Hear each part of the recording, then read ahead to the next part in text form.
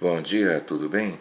Aqui é o seu amigo Ari Bruno com mais um vídeo, hoje comentando sobre o Mundial de Clubes e a justiça foi feita, o Manchester City, que é um time muito mais organizado, melhor e mais forte, ganhou e de lavada o Mundial ontem, ao derrotar o Fluminense por 4-0.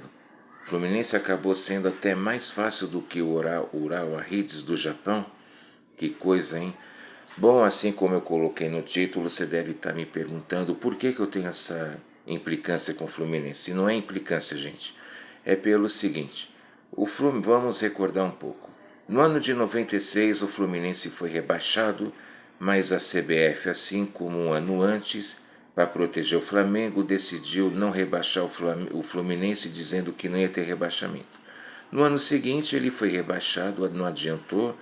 98 ele jogou a Série B, já caiu logo para a Série C, na qual ele ganhou sob muita suspeita no ano de 99, e em 2000 inventaram aquela palhaçada de Copa João Avelange, na qual ele subiu imediatamente da Série C para a Série A, sem jogar a Série B. Como pode ir uma coisa dessa, gente? Por que tinha que ser ele o escolhido? Porque outro time já não subiu direto para a Série A? Tinha que ser o Fluminense, coisa que o ator Mário Lago, que era torcedor tricolor carioca fanático, assumido, criticou duramente. E isso é uma coisa muito errada. Em 2005, o Volta Redonda liderou o campeonato carioca completamente, ganhou a Taça Guanabara, ganhou a Taça Rio, mas aí inventaram um jogo extra na qual o Fluminense derrotou esse time acabou ficando com o título carioca. Um absurdo. Um time lidera um campeonato inteiro, ganha 2 turnos e aí por causa de um jogo perde o campeonato. Onde já se viu.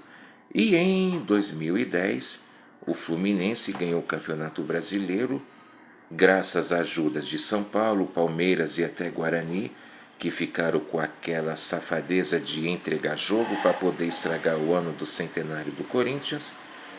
E em 2013, o Fluminense, junto com o Flamengo, foram rebaixados, mas numa das suas manobras inventaram que, em tal jogo, a Portuguesa escalou jogador errado, e aí por isso a Portuguesa, que agora está lá na 4ª divisão, nem isso, né, que foi prejudicada, e o seu Flamengo e o seu Fluminense tornaram a ficar de forma injusta mantidos na 1ª divisão.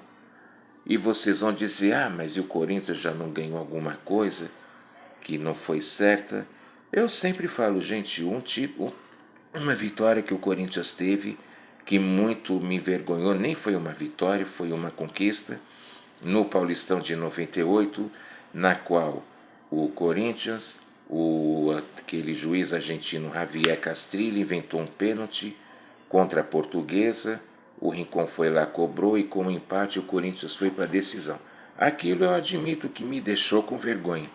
Fosse eu diretor, presidente do clube, eu teria aberto a mão da decisão do Paulista e teria dito, não, a Portuguesa é quem deve ir. Mas quem nunca foi ajudado, até a seleção brasileira foi em 2002. Vocês devem lembrar, por exemplo, o primeiro jogo contra a Turquia e depois nas oitavas contra a Bélgica, que teve um gol erradamente anulado. Enfim, o Fluminense já chegou lá todo cheio de marra, achando que ia ganhar. Houve até gente dizendo que o Manchester City estava com medo. Eu falei, gente, o dia que eu ver um time da Europa, um campeão europeu com medo de um time sul-americano, viu, é complicado. Eu vou duvidar e muito. Eu falei, aí tem alguma coisa. E o Manchester City, que é treinado por ninguém menos o que? Pepe Guardiola. E o Fluminense é treinado pelo Fernando Diniz, que na minha opinião não é um técnico ruim, mas que tem essa maldita mania de toque para cá, toque para lá.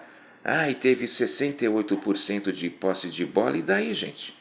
O que ganha jogo é bola na rede, não é ficar tocando bola para cá, bola para lá. E essa mentalidade do Fernando Diniz que está derrubando a seleção brasileira. Vocês vejam, o Brasil nas eliminatórias sul-americanas está lá em sexto lugar. Um absurdo. Quando você vê um time que é pentacampeão mundial empatando em casa contra um time que nunca foi a uma Copa do Mundo, caso, que eu não tenho nada contra, mas gente, não dá para comparar um futebol com outro, ou dá, na sua opinião. E o Fluminense tem jogadores nojentos demais. Tem o seu Felipe Melo, que todo lugar que vai, quando ganha, sempre tem que arrumar uma confusão, e quando perde também. Sempre arrumando uma encrenca, sempre arrumando uma briga, uma confusão. Não é à toa que o Abel Ferreira, que podem falar o que quiserem, mas que burro ele não é, o fez ser dispensado do Palmeiras. E pelo jeito não está fazendo muita falta. Esse Felipe Melo é muito fanfarrão. Vocês lembram que ele enterrou o Brasil contra a Holanda na Copa de 2010? E fala sério, né? Outro nojento que o Fluminense tem é aquele Keno, naquele famoso jogo de Corinthians e Palmeiras, que ele ficou ajudando o Gabriel, que na época jogava no Corinthians, ser expulso erradamente, e ficou ainda vibrando, depois foi mal criado com o repórter, depois em programa foi dizer, não, eu não fiz nada. Como é que você faz um jogador adversário ser expulso erradamente e ainda tem a cara de pau, disparate de dizer que não fez nada? Se liga, rapaz. Então, tem o Ganso também, que prometia ser aquela coisa e acabou não sendo, e coisa e tal. Entre outros aí, esse Martinelli, que o caramba.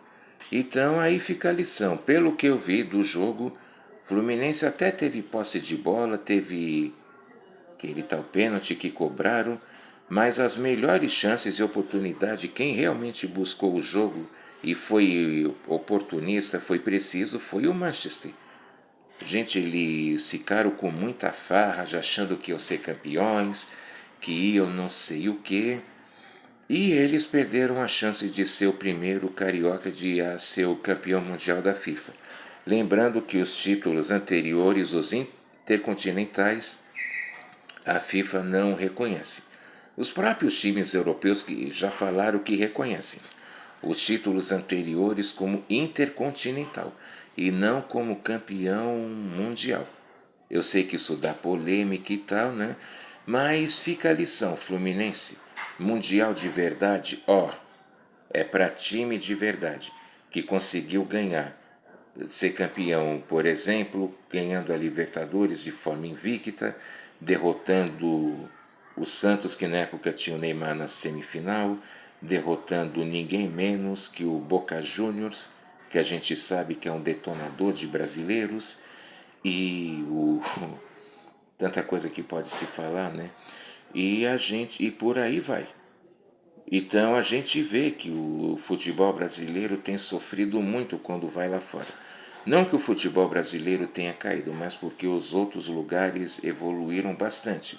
E times europeus, quando chegam em final de temporada, eles estão inteiros, eles estão em plena forma, porque eles têm campeonato organizado, viajam pouco e jogam muito menos, e times brasileiros já estão, né, no fim. Um erro também que o Fluminense cometeu, já disse aqui nesse canal, por que ele pôs time titular, arrebentou o Santos e não quis pôr o time titular contra o reserva? Eu lembro que o Corinthians, quando foi jogar o Mundial, ele teve adversários teoricamente bem fortes. E ele não poupou ninguém, por exemplo, no jogo contra o São Paulo, contra o Inter e outros agora que eu não estou lembrado. Então era a mesma coisa. Para se preparar para o Mundial, eles deveriam, na minha opinião, terem ido para o time titular contra o Palmeiras. Mas eles quiseram poupar os titulares.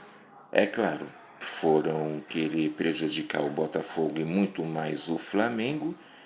E agora eles se abraçam com o Palmeiras, né? os dois ser mundial e continuando ouvir gozação dos rivais. E é isso. Eu quero... Se você chegou até aqui, agradeço. Se você ainda não se inscreveu, se inscreva no canal.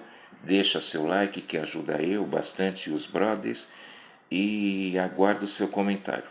Tá ok? Um grande abraço e um ótimo Natal para você e para sua família e para todos que te cercam. Muito obrigado e até mais.